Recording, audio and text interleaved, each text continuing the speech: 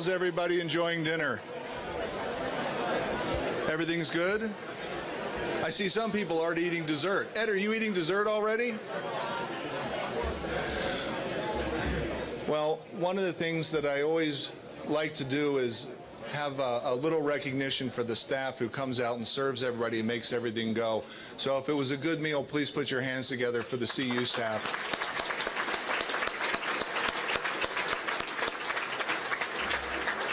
Before the dinner, we were very fortunate to have our Lieutenant Governor make some comments, and Lieutenant Governor, we're so grateful that you're here and supporting not only LASP, but CU and the state as a whole. So thank you for all you're doing, and thank you again. So I also want to give a shout out. LASP is very unique. Not only do we have scientists and engineers and admin people and mission ops and data systems, but we also have elected officials that work at our lab as well.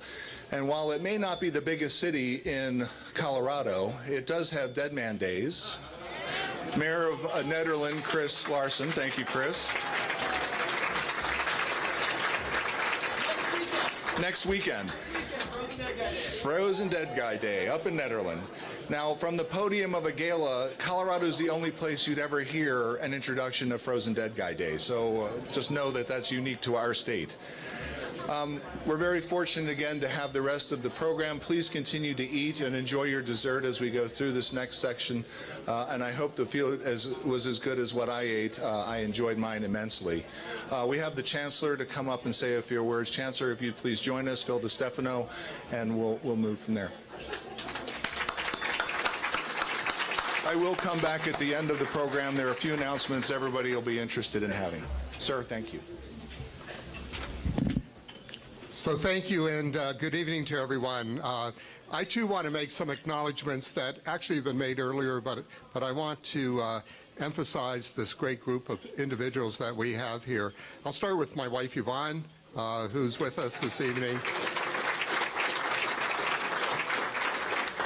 And we're so pleased that Jim Morhart and so many of our NASA colleagues could join us for this momentum occasion. So Jim, thank you for being here. And you've heard from, but I also want to thank our congressional, Colorado congressional and state leadership with Senator Cory Gardner, Representative Ed Perlmutter. Ed, thank you for being here. Andrea Negus, thank you for being here. Our Colorado Lieutenant Governor again, Diana Primavera, and our Board of Regents Chair, Sue Sharkey, and our Vice Chair, Jack Kroll. And it's also a pleasure to see so many of our friends and Colorado industry partners here. The Laboratory for Atmospheric and Space Physics was born with humble beginnings as the Upper Air Lab in 1948, a decade before NASA. Today, it's the world's only research institute to have sent instruments to all 8 planets, and also to Pluto when it was a planet. Now it's not, but we still made it to Pluto.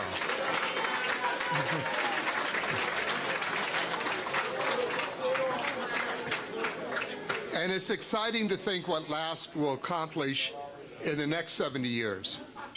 CU and LASP combine all aspects of space exploration through expertise in science, engineering, mission operations, and scientific data analysis.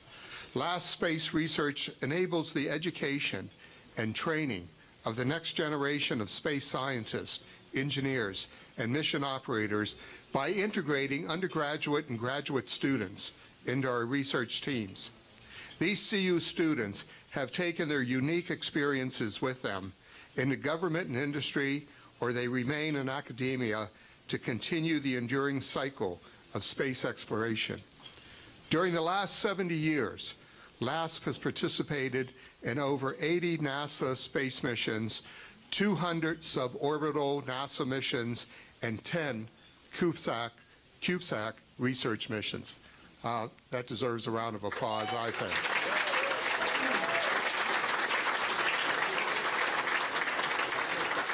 Over the last year, and under the wonderful leadership of Dan Baker, CU and LASP have participated in an unprecedented 8 launches, and LASP currently commands over 41 instruments in orbit and operationally supports 4 spacecraft. And the future of research continues in earnest with 15 space research instruments and 8 spacecraft in development and numerous proposals for future research instruments and spacecraft. And this is all made possible by the importance of NASA's investment in fundamental scientific research at universities like CU Boulder, which is among the top public universities for NASA funding. And this investment is critical to the next generation of science discoveries, commercialization opportunities, and for developing the workforce talent that Colorado and the nation need. The legacy of LASP in space research over the last 70 years is recognized globally, along with its industry partners, and especially our NASA sponsor, and attracting international interest and research collaboration. And this is demonstrated in our cooperative endeavors with the UAE through the Emirates Mission to Mars program. And CU and LASP is postured and ready to advance and excel in the new space environment, one of entrepreneurial innovation, ingenuity, collaboration, and research. And we look forward to humankind's aspiration for deeper exploration and understanding of our universe and eventual colonialization of our solar system. And I want to thank you for coming this evening to celebrate, and please enjoy this stimulating evening as certainly I have. But now it's my pleasure to introduce LASP Director Dan Baker.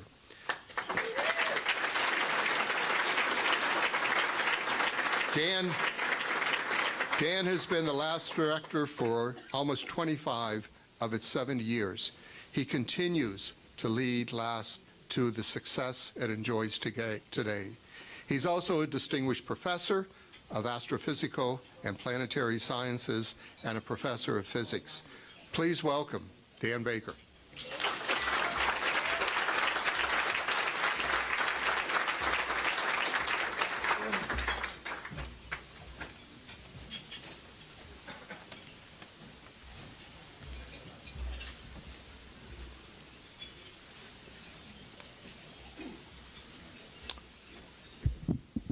The chief organizers of this evening's events are Kelly Hepburn, Tom Sparn, Edgar Johansson, and Tom Mason.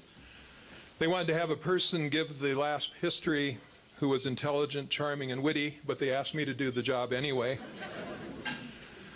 Being asked to be an after-dinner speaker reminds me of the famous gladiator Androcles. As you know, Androcles made quite a reputation for himself fighting flesh-eating lions for the entertainment of the Caesars.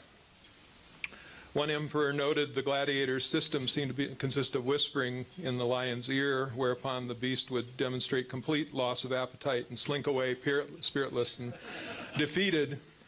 Androcles was summoned to the royal box, and the emperor asked, "What's your secret?"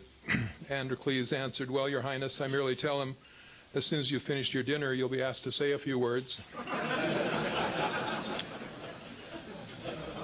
Now, welcome to all of you. I'm glad to have guests here from Washington. I was listening to reports about the events in Washington, and someone said reassuringly, "Cheer up, things could get worse."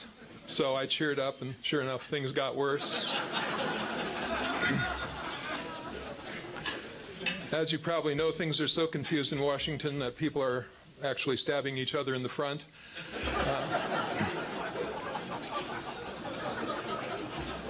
Some government reorganization plans are, like Mark Twain said of Wagner's music, it's not as bad as it sounds. But there are many physicists and engineers here in the room, and of course I want to give some kind of words of wisdom occasionally, and one of them, of course, is that light travels faster than the speed of sound. And this is why some people appear bright until you hear them speak. And I've been reading some books like The Doppler Effect. You've probably heard of the Doppler effect. This is the Doppler effect. This is the tendency for stupid ideas to seem smarter when they come at you rapidly.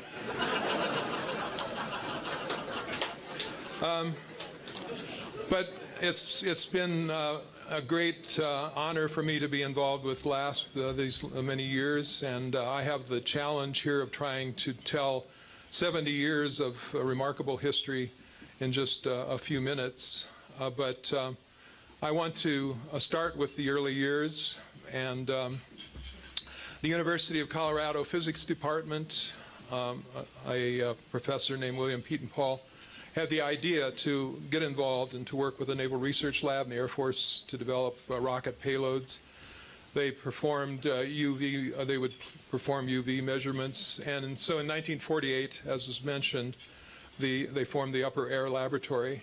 In '51, they really got instruments that were flown on V-2 rockets, and we still admire and also resent some ways. That's the best university people moved on to form a private company, which is now Ball Aerospace. But it's been a great history and a great partnership.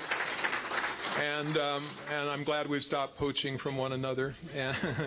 But even 10 years before NASA formed, the University of Colorado and the Front Range were really heavily engaged in space research, and moved on to forming, really strong research, became the Laboratory for Atmospheric and Space Physics, and the history has continued. There's some fascinating pictures of the early rocket activities with the German V-2 rockets, as shown on the left side here. On the right side, this is a sort of a touch to me, because my first mentor in space research, James Van Allen, was the chair of the committee, along with Rolf Satursky, who developed at Aerojet the Aerobee rocket. One of these hangs in our lobby. And these rockets provided a much cheaper way of doing rocket investigations. But the idea was to send instrumentation above the Earth's atmosphere and to be able to make key measurements of the sun and the atmospheric properties. On the left side here, you see a picture of William Paul and Oliver Lester. I regret to say that physicists haven't gotten any better looking in the last 70 years, and they're not any better dressed than they were 70 years ago. But in those early days, the goal was to have a way of pointing instruments in space on a spinning rocket. They developed the biaxial pointing system, as illustrated in the schematic there. And this then allowed the team to really go from their initial work to much more sophisticated kind of payloads. And Pete and Paul brought in Frank Waltz to lead the development of the pointing system, and returned outstanding new data about our star and our planet. In the mid-1960s, after it had become the Laboratory for Atmospheric and Space Physics, a new building with the support of NASA. It was actually a $729,000 grant, effectively, from NASA to build a building. I wish we could do that for $729,000 today.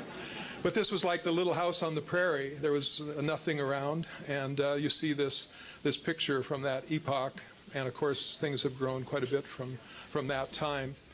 So now today, I'm so proud of the fact that LASP is part of this ecosystem here in the Front Range. Just illustrating the kind of academic or more academic elements here in the Front Range and at CU. We could talk all night about the various departments, the outstanding science departments, and the great institutes, but I'm delighted that Waleed is here from Ceres. I'm delighted that we have NIST here, and that Jilla is a strong cooperative partner with us in the space enterprise. We have NCAR and UCAR, Tony and company. And we have the National Solar Observatory that was brought here just a few years ago, and I think is becoming really a powerful symbol of our being able to do solar science, both from the ground and from space. Yes, yes.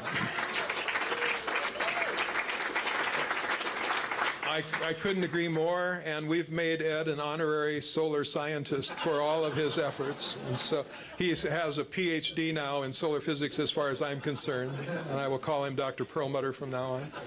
But so much of this work is underpinned by the support of NASA and has been for such a very long time.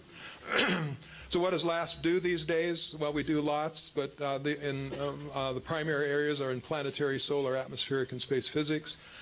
You see the kind of numbers of deep space missions, Earth orbiting missions, sounding rockets, balloons. The list goes on, and we are extremely proud of the diversity of the research that's carried out, and it's really because of the capability of the people and their ideas at LASP, but it's also because of the ecosystem we're in here and our ability to work with Lockheed Martin, Ball, and all the other aerospace entities and all the institutes around town. This is an eye test, especially for those of you who've been drinking. You may not be able to discern too much of what's there, but this is a timeline. Along the vertical axis is just showing the different objects that might be studied, the sun, the planets. And we're moving beyond our own solar system, of course, in our interests as well. But the horizontal is a time axis from the mid-60s to the present time. And you see that in the earlier years, it was sort of 1 or 2 missions at a time, maybe, that were being carried out.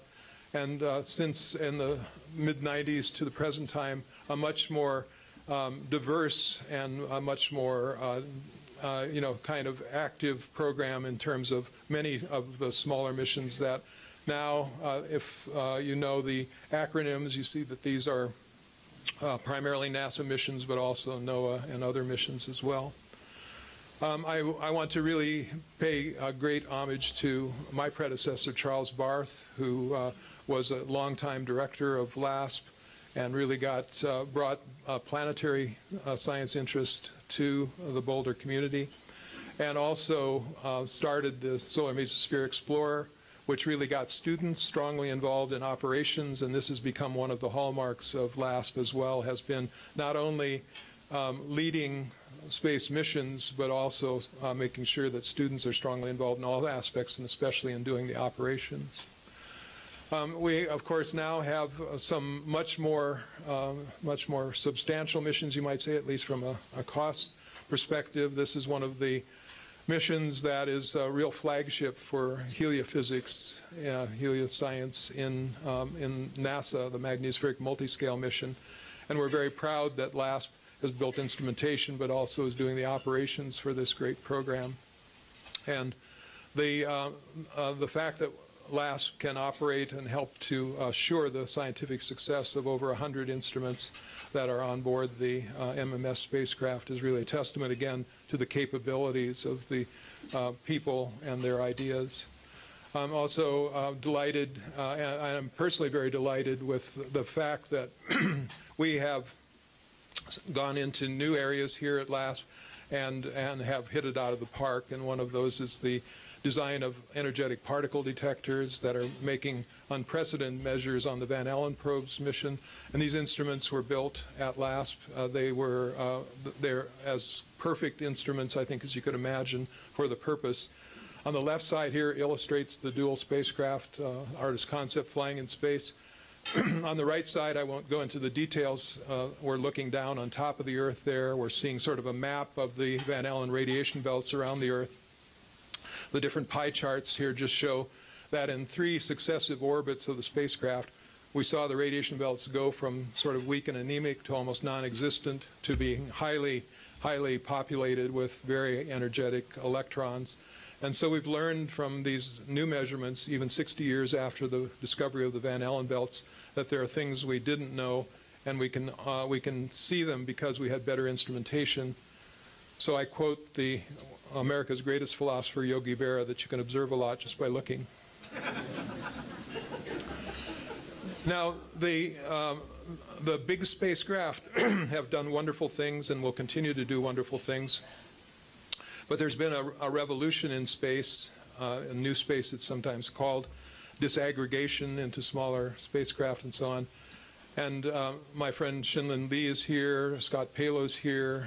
These guys have involved students. They've built these small sort of bread box-sized spacecraft, CubeSats as they're called, and these have been extraordinarily successful and have returned data for not just days or weeks, but years.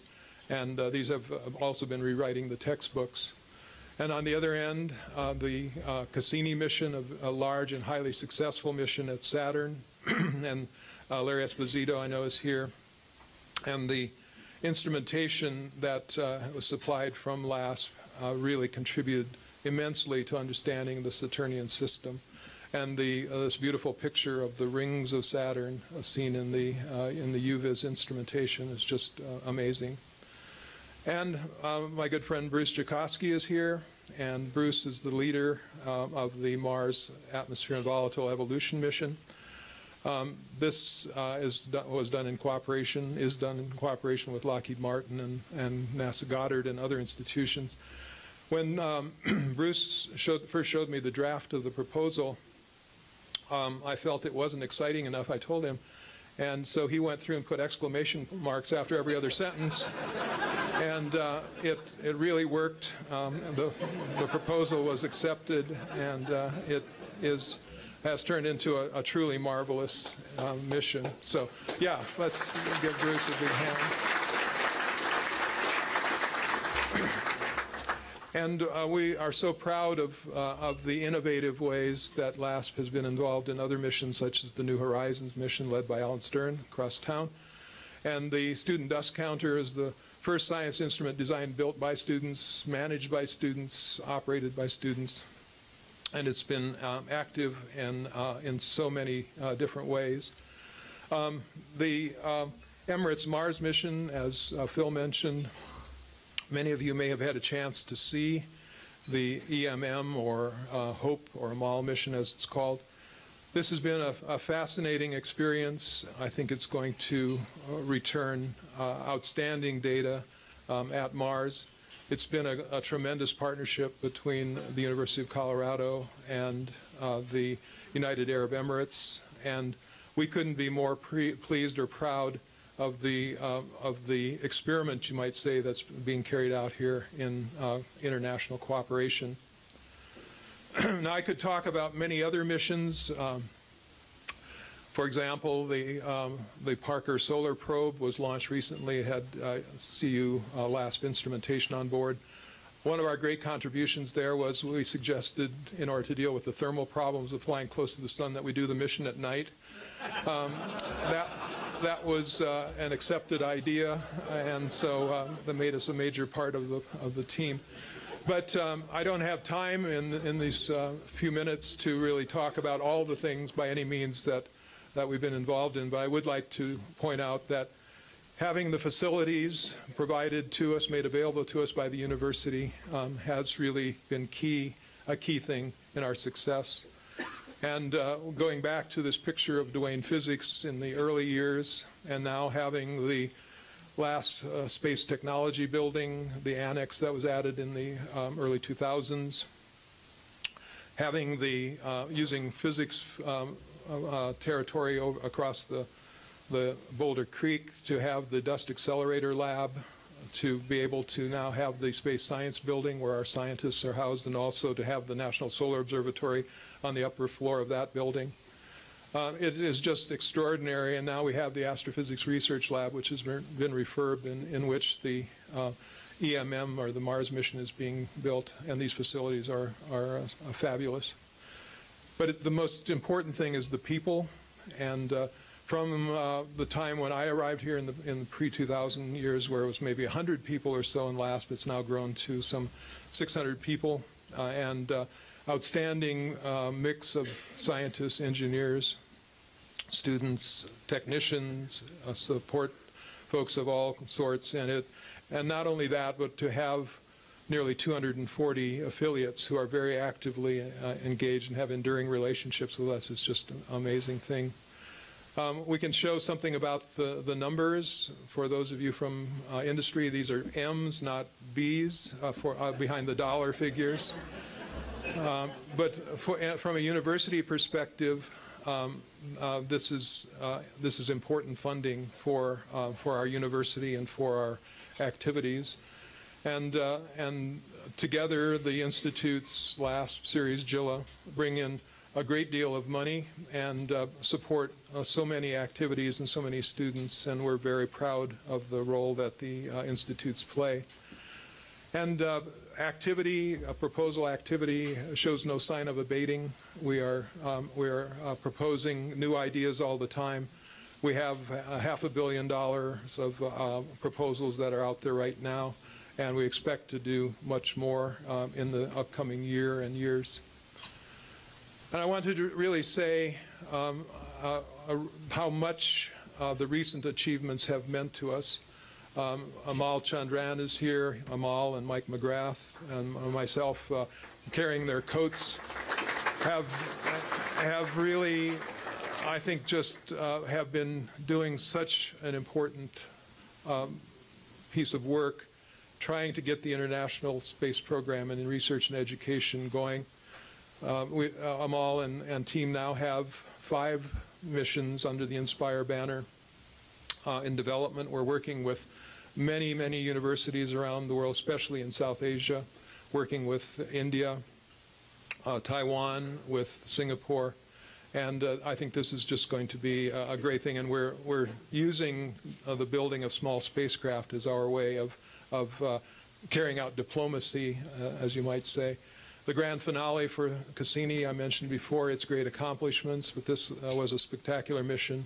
Voyager continues to forge out into the local interstellar medium. That's a wonderful program.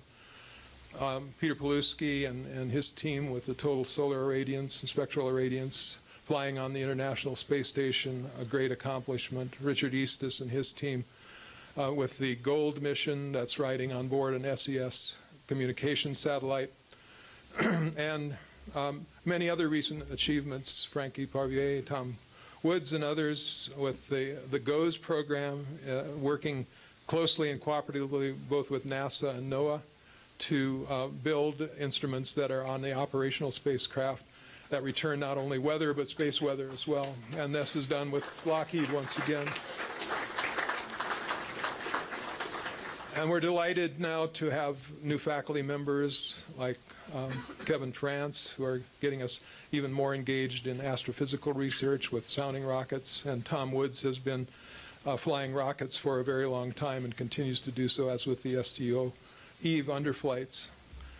So one of the programs that I'm very, very grateful to Chancellor DeStefano and to the leadership of CU has been to support our efforts in space weather. Terry Fees and her team have chosen us. I'm delighted to be a co-I on the Colorado Technology Research and Education Center for Space Weather.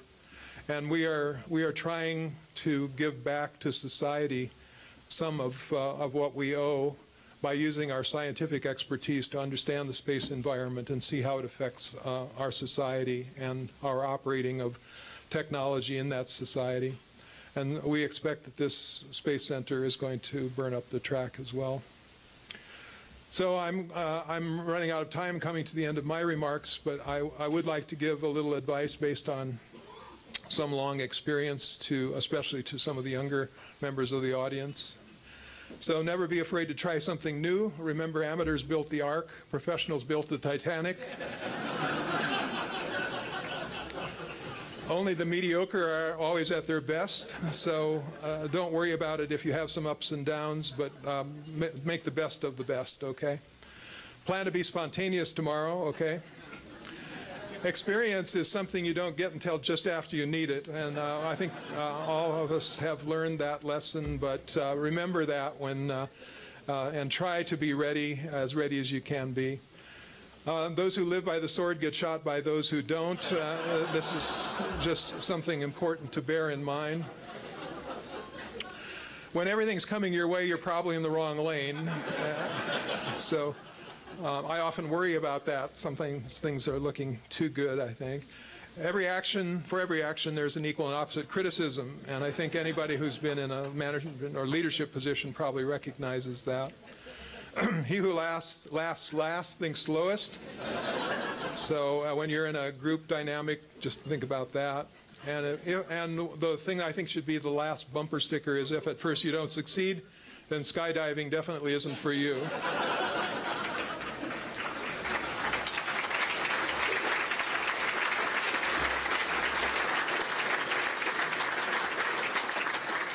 Thank you.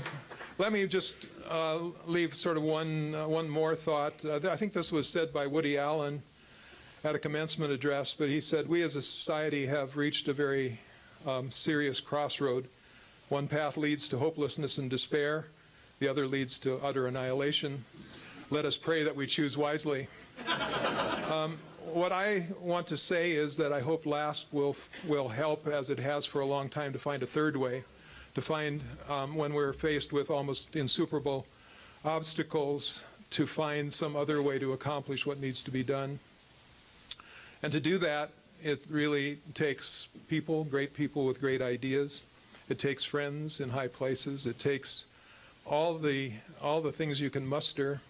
And this night is not about me, although I'm deeply appreciative that industry and government and other institutes are here. This night is really about the hundreds of people at LASP who are now employees and all the people who went before. And I just want to say to every one of them, every person who has worked with LASP and continues to work with LASP, thank you so much for all you do, and thanks for 70 great years. Let's have 70 more great years. Thank you.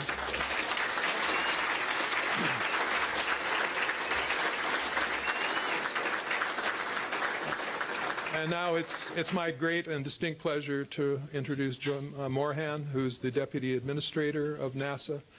I have gotten to know Jim during the course of today especially, and I just think we're in very good hands with NASA leadership like yours, and please come up and tell us what you would like to say about NASA, its past, and its future. Thank you very much, Jim.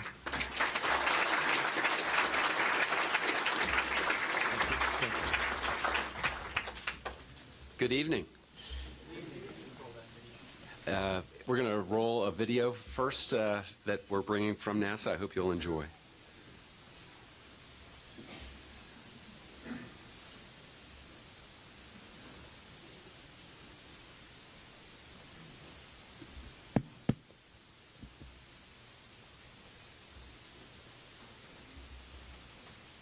It's not coming up.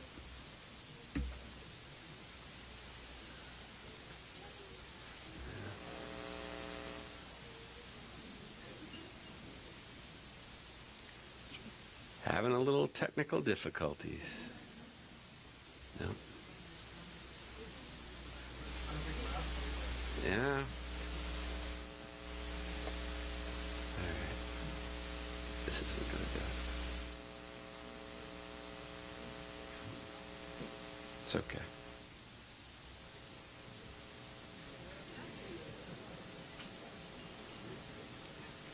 How's it going so far, y'all? I'm certainly enjoying it.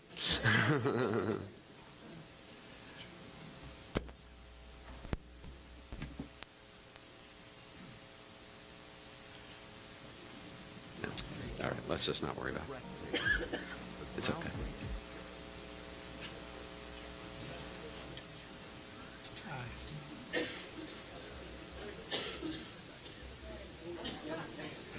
Go all the way back.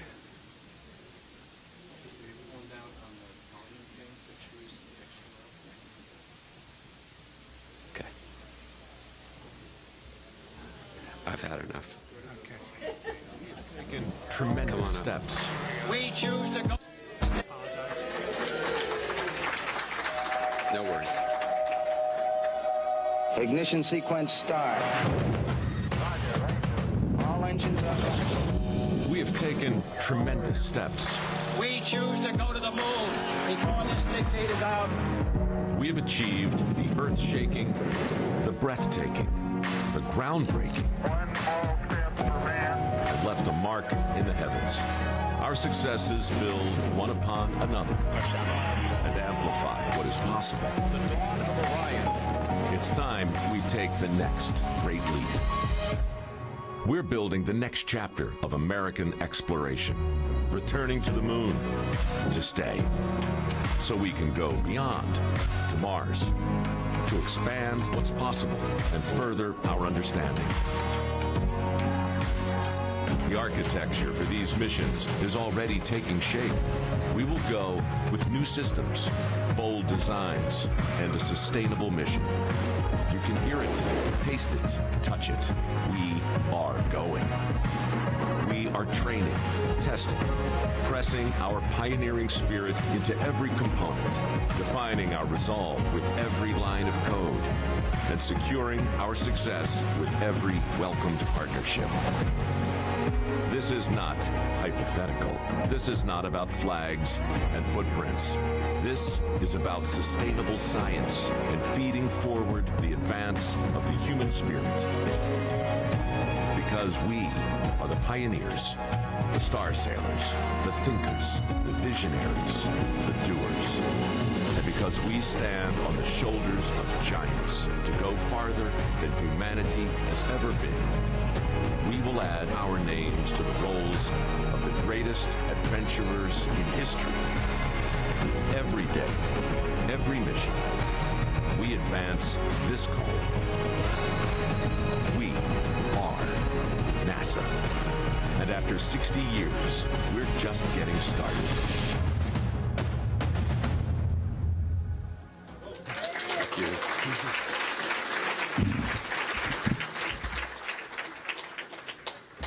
I hope that was worth it. It's an honor to be here with you all tonight. Thank you.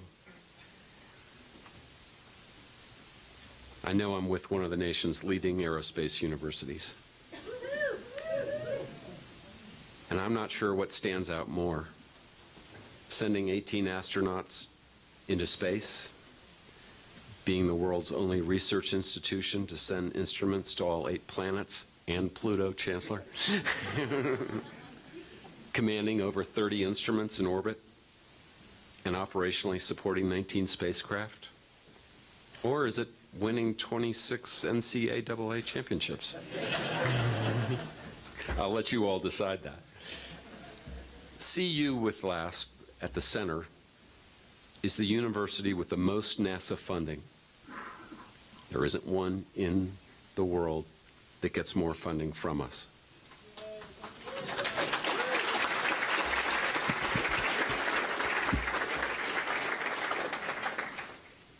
And as what I've seen today, it's with good reason. As longtime partners, it's been this way for quite a number of years. And together, we've explored the Earth, its space environment, and very deep into the solar system. LASP academics and students have received and analyzed data from all these efforts. You know, I've been on this job 5 months at NASA. And working with the administrator, Jim Bridenstine, it's really been a blessing. But what pleases me most about being here with you, as well as at NASA, is that I find those talents of who we are as Americans, with all we're trying to achieve for the United States and for the world. We're in a struggle as to whether we continue our civilization of free nations as we all go into space. In 1969, I was 12 years old. I was camping with my dad. It was a wet summer night, and we were listening to Neil Armstrong on the radio as he stepped onto the moon. I told this story a couple weeks ago, and I got an email from an Indian woman who was working with Goddard, and she told me about how she was about 3 or 4, and she was with her father, and he was an engineer in northern India, and he was working on a rural electrification project for India. And he took her out into the jungle, and she was describing them. There were tigers and snakes. And I'm thinking, this probably wasn't a good idea. His wife probably had a different idea. But he knew that we were landing on the moon, and yet he had no information whatsoever. So he held her up, it was a clear night, and he described what he thought was happening as we landed. It was a touching moment that she never forgot. It was a touching moment for me that I never forgot. And I know many of you in this room know where you were and when it happened. But when Neil Armstrong set foot on the moon, he didn't claim the Sea of Tranquility for the United States.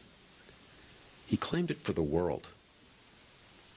Now we choose to find the origins of life. We choose to find other human habitats. We choose to search for other life, not for the United States, but for all humankind. That's why we're here. That's why you're in this room. I come here as we lead the world again in space. The President and Vice President have created a new vision of America's space program. It focuses on human exploration and returning astronauts to the moon. It's the first stepping stone for long-term exploration and use. It's all part of a flexible, step-by-step plan with all the critical components being established. It sets the table for NASA and its partners and eventual missions to Mars and beyond. The moon is a critical piece of our deep space architecture. Now, with President Trump's Space Policy Directive 1, we're pursuing an innovative and sustainable exploration program with international partners to enable human expansion across the solar system and to bring back to Earth new knowledge and opportunities to expand the human condition. These are the early steps of a journey that leads NASA, with bold partners like you, to creating a sustainable exploration campaign. It includes creating a sustainable architecture that can utilize the resources of the moon. Because of LASP instruments, we have learned about solar radiation across the electromagnetic spectrum. We have learned about its sudden variabilities due to solar flares and snow changes over timescales of decades. Solar electromagnetic and particle radiation are key contributors to the properties of our space environment. Space weather affects our technological society in profound ways. And it's really critical to both robotic and human exploration. You know, for decades, LASP has led this research. It's also led the transfer of the research results into operational use. LASP scientists and engineers have built key instruments in this arena and continue to innovate. Is it possible to build such space weather sentinels smaller and more effectively?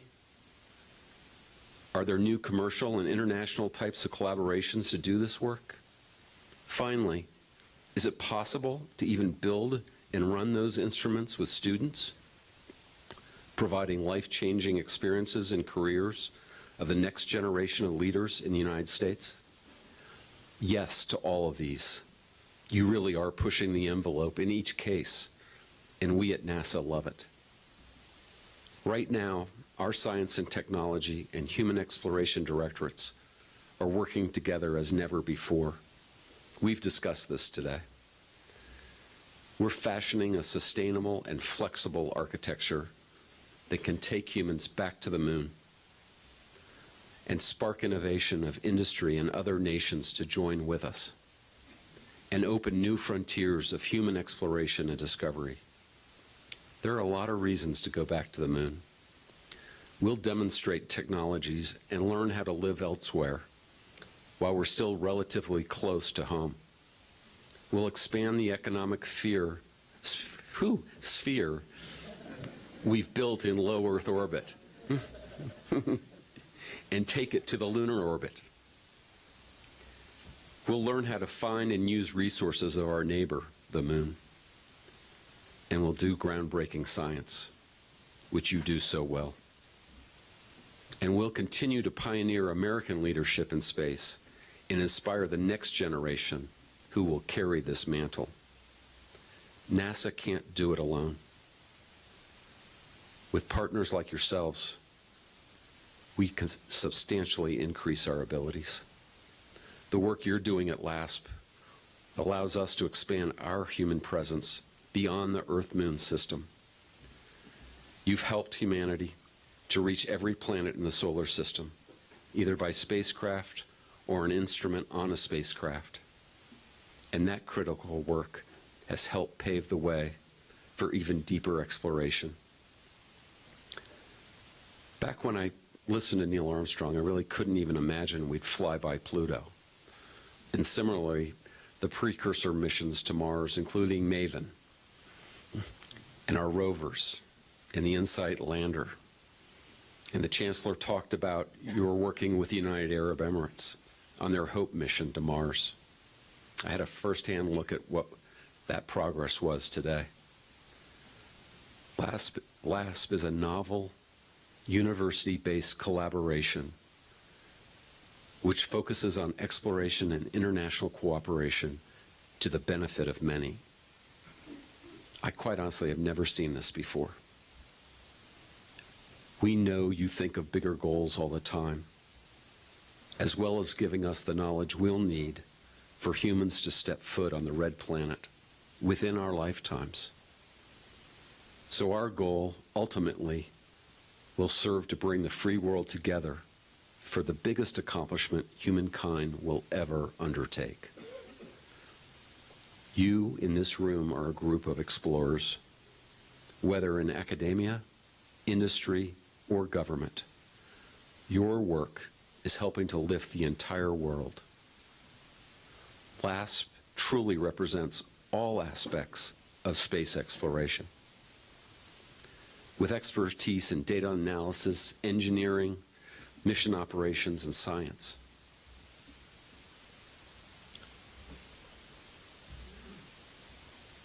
But it's not just your technology and your missions.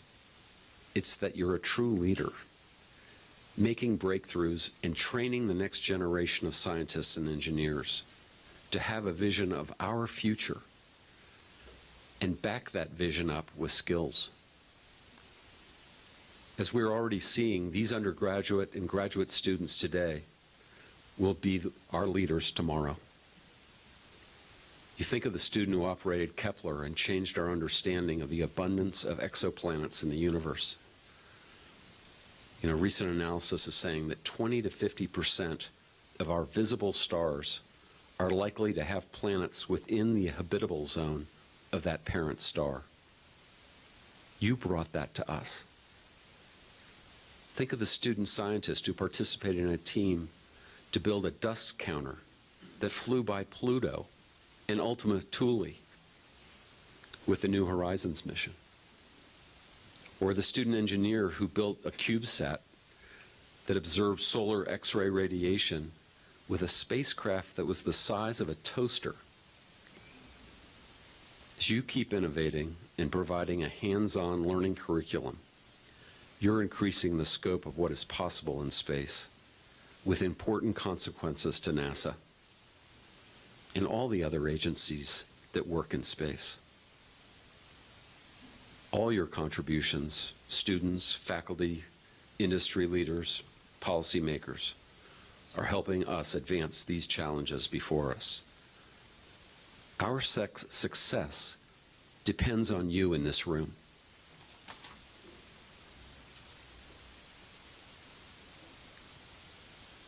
Despite the impressive array of missions that was on Dan's milestone chart, we all want to do more. And at NASA, we're working to go to Europa. We're looking at what's needed next in Earth science. We'll be analyzing the data from Juno and New Horizons and their New Year's flyby, which is just 4 billion miles away, as well as a Parker solar probe, as Dan mentioned. We're perfecting the instruments for Mars 2020 lander to search for evidence of life and prepare for sample returns and human arrival. I think of all of us here tonight as visionaries with a very practical side. We believe in taking risks and learning from them and improving technology. LASP and NASA has always done that.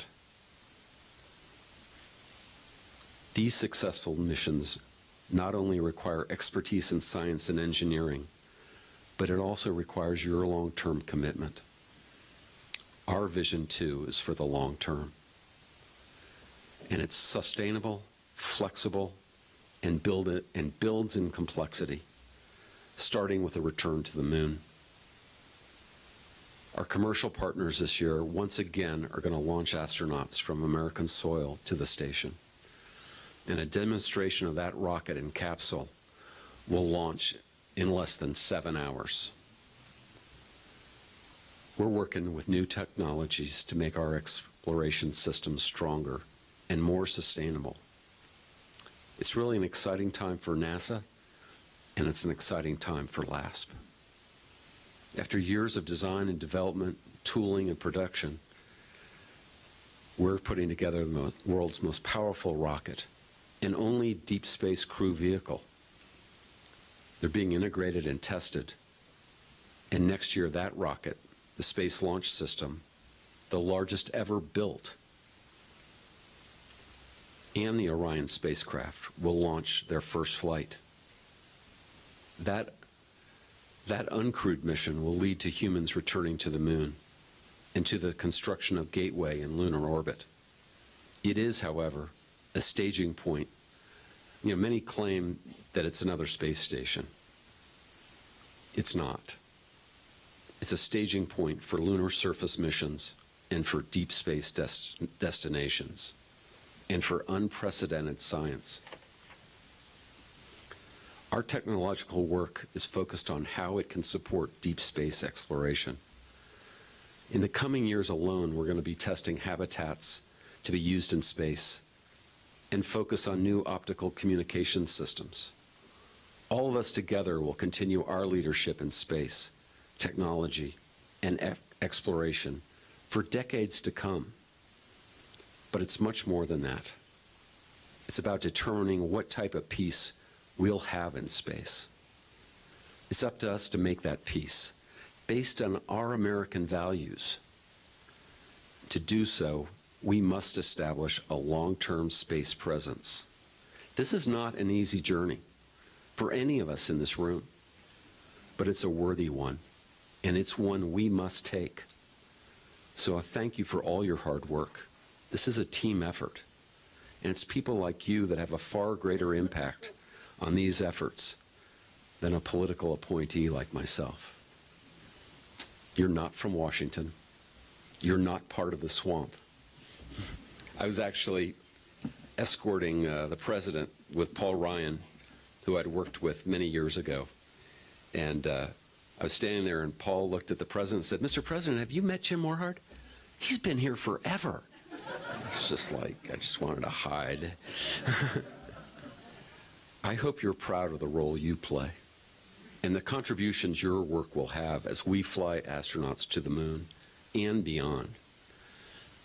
As we launch new missions to study our solar system and generational missions like the James Webb Space Telescope to peer beyond it, we are in the early steps of a journey that leads American astronauts into deep space for sustainable exploration and leads the scientific and engineering communities to new heights of discovery, hand in hand with our human exploration goals. The expertise, partnerships, and passion of LASP represents critical capabilities for the United States. The benefits will be many. Goldman Sachs recently reported that the first trillionaire will come from outer space. At the same time, we found a unique metal asteroid called Psyche, orbiting the sun between Mars and Jupiter. And it has what appears to be an exposed nickel-iron core of an early planet. And because we can't directly see or measure the Earth's core, Psyche may give us a similar opportunity. But it also may provide access to precious metals we can't easily find on Earth. We don't know that yet. But who positions themselves to do just that may be critical to who will dominate this world in the future. Will it be a free people or those who are not? As beacons of light, we must each work harder and move faster so that all free nations can follow the light of your work and share in the benefits that will be found in space. Now, Kit Bond was a senator from Missouri. He was trying to convince his members, his colleagues, to vote on a certain amendment, and he knew he had talked too long. And he took the mic and he said, you know, no souls are saved after 15 minutes, and no votes are changed after 5. So I'll keep this short. We join with other countries of the free world to go to the moon. This time, it's a proving ground to prepare for Mars and beyond. Not because NASA and its academic and commercial and world partners do what no one else can, not because it's to our advantage over another country, not because we now have competitors in space. We do it because we strive to better the human condition of all peoples. And so I ask you, as valued longtime partners, to continue your work and to build a better life for all our children and our grandchildren, not just for Americans, but for all people on this earth who want to help each other. This cause continues. It is a challenge we again take on and that we will accomplish. We are all NASA. Thank you.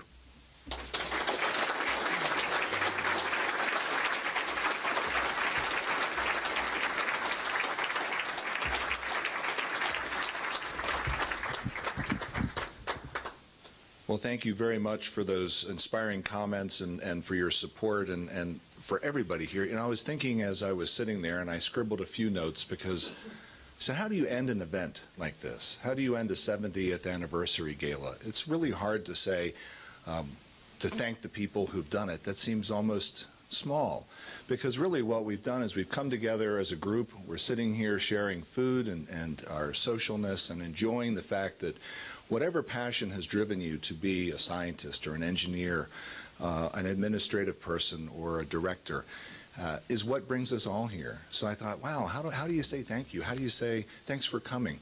We've got a couple things, and they're not particularly big, but the nice thing is underneath of one of your centerpieces is a special ticket, and you can take your centerpieces home, someone at your table, but underneath one of them will have a 70th anniversary book. So hopefully, as we close the show here in a moment or two, you'll look under your centerpiece, you'll stick that in your bag or in your pocket and take it with you and come up and get the complimentary book. We have a wonderful 70th anniversary book, and if you'd like one, please let me know. We'll have to special order them, but they are available. Interestingly enough, so Kelly Hepburn was, Dan mentioned, and Susie Steigerwald and Tom Sparn and Tom Mason. We really worked very hard at doing this and made this happen. But one of the people who really did a lot of work behind the scenes, worked with CU, is our Executive Associate Director, Randy Siders, who, you know, sometimes people in the admin area and as a COO are not nearly as recognized, and I really want to recognize all the work Randy did. I don't know where he's sitting, but back there. So thank you, Randy, for all you did to make this come off. We often miss that kind of dynamic. The other thing I wanted to mention is thanking, of course, our elected officials who came and co-hosted this. Senator Gardner, Congressman Perlmutter, Senator Bennett, and Congressman Neguse. It's just fantastic to have this kind of support from our delegation. And even though some of the rest of the delegation wasn't here, we've had such amazing work back and forth across the aisle and throughout the years. We're really very grateful. Our elected officials from our regents all the way through to mayors, thank you for coming. And our lieutenant governor, who's stepping up into a position to help us not only here in Colorado but across the nation. I want to give every one of them a big round of applause.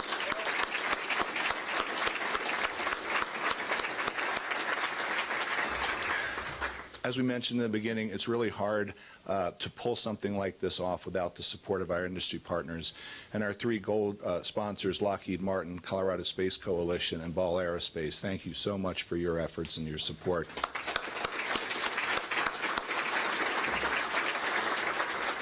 The second group that did so much was our silver group and silver sponsors, Sierra Nevada Corporation. I've had some great conversations already about how we can partner further. United Launch Alliance, which has launched so many of our missions into space and into orbit. The Space Foundation, who has always treated us so kindly, both CU and LASP down at the Space Symposium, and of course Citizens for Space Exploration, which is an advocacy group that really takes our message on an individual grassroots basis and lets our folks know how important what we do is. I was thinking also as I get to the end of that piece, you know, from astronauts, which we have retired astronauts here, thank you Ron for coming down from Fort Collins, to engineers, from scientists to the support people that live in their lives, like my lovely girlfriend who's put up with me through this past 2 weeks. All of us have those pieces that make this come off and come together. So our last final thing is we put together a great video that we hope you'll enjoy, and we've also had a quick conversation offline about, do we do this again at 75? Maybe, but maybe there's some other groups that want to celebrate and we can be a support to you all. So as we go further into the future, and as I see Tom Mason coming up to turn the video on, I will step out of the way. And please enjoy the video and have a great evening. Thank you.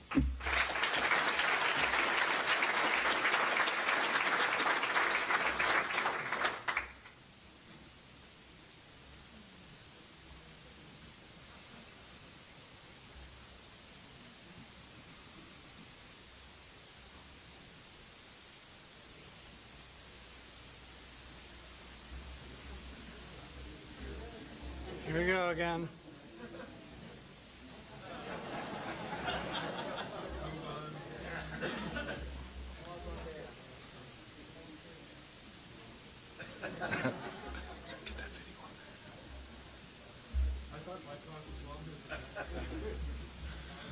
Well, you can imagine, so when you stand up here and something, and I'm covering for Tom, but as you stand up here and you feel this, the heat hits, and all of a sudden you're like, wow, that little perspiration on my brow feels pretty intense. Hopefully it's not that noticeable.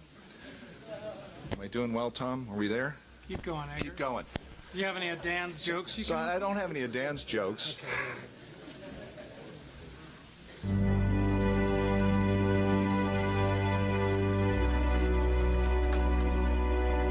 LASP is fundamentally about great people with wonderful ideas of what science to pursue.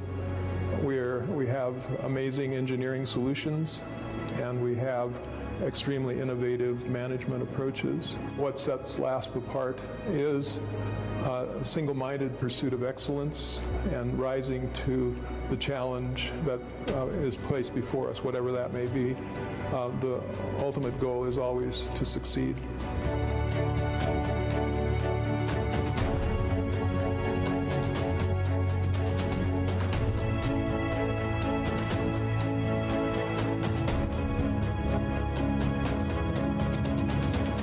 Ignition and liftoff of the Atlas V with Maven, looking for clues about the evolution of Mars through its atmosphere. The predisposition that we have to be looking upward and outward and forward really makes Colorado the place that has succeeded in the past and is going to continue to succeed in the future.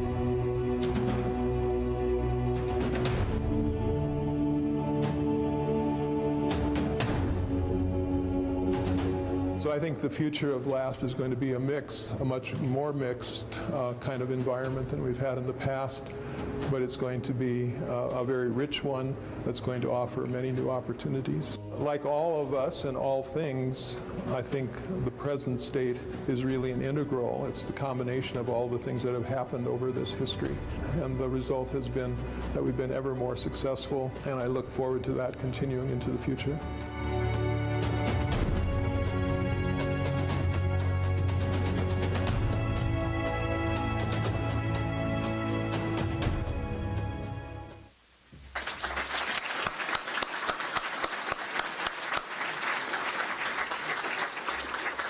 Once again, thank you all, and please have a very safe journey home. Thanks again. Good night.